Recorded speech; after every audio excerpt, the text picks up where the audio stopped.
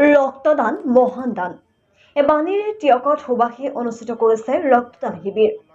ৰক্তদান মহান দান বাণী শিৰোগত কৰি বেচৰকাৰী সামাজিক অনুষ্ঠান সুবাস সুন্দৰ পাত্ৰৰ সন্ধানৰ উদ্যোগ তথা যোৰহাট চিকিৎসা মহাবিদ্যালয় আৰু টিয়ক ৰাধাকৃষ্ণ মন্দিৰৰ পৰিচালনা সমিতিৰ সহযোগত দেশৰ ৭৫ সংখ্যক গণৰাজ্য দিৱসৰ লগত সংগতি ৰাখি ৰাধাকৃষ্ণ মন্দিৰৰ প্ৰাংগণত এক ৰক্তদান শিবিৰ অনুষ্ঠিত কৰা হৈছে।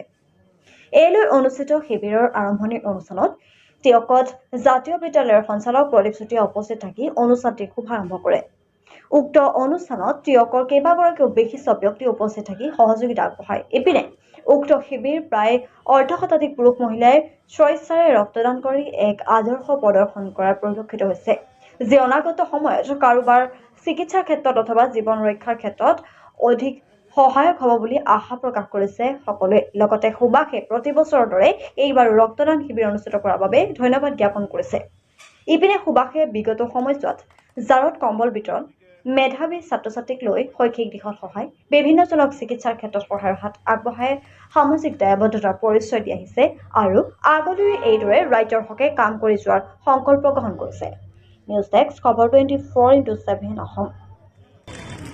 বেচৰকাৰী সামাজিক সংস্থা সুবাস এই সুন্দৰ পাত্ৰৰ সন্ধান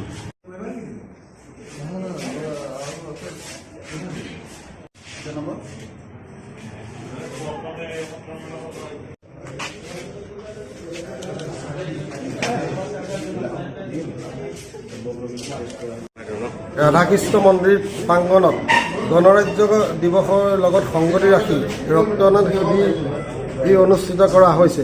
এতিয়ালৈকে ৫০জনৰ অধিক মানুহে ৰক্তদান কৰিছে। সকলো আহক, পুৰুষ মহিলা সকলোৱে আহি ৰক্তদান কৰক। ৰক্তদান মহান দান। ৰক্তদান কৰিলে মানুহৰ কোনো ক্ষতি নহয়।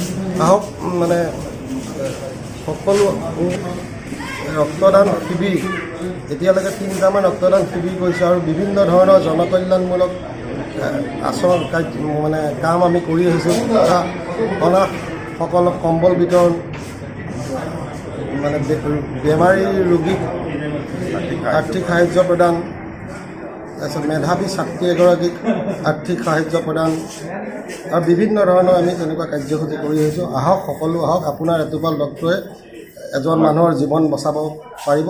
আমি এই যিখিনি ৰক্ত আজি জমা হ'ব ব্লাড বেংকত, অনাগত দিনত